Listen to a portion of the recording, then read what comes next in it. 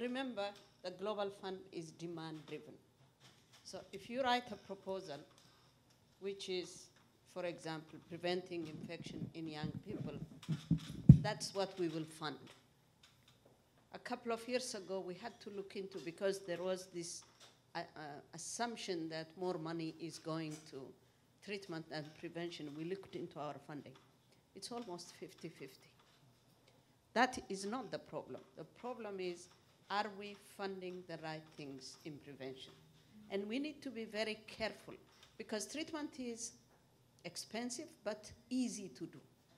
Who wants to grapple with behavioral change? Or you see, so that is where the prevention people need to be very careful, on top of their game. For example, I was listening to you about the cell phone.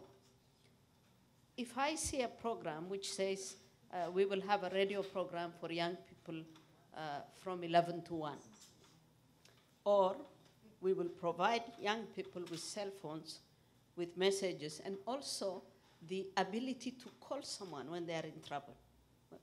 By trouble, I mean, am I infected? I would put my money on the latter, but this is not coming up. Just like after the first drug in the north has been there, it's only 2, 3, when we are lucky, 4 years later that we get it in the south. It's exactly the same thing with prevention tools.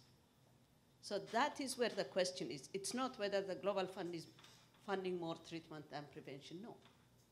It is about the same. But we need to be on top of our game. Yes, prevention is taking hold now. There are a number of good things that are happening which compels a funding agency to pay more attention. But we still, the fundamental problem of HIV/AIDS is closing that tap of new infections. And that's where prevention comes in. If we have tools, then let's use them.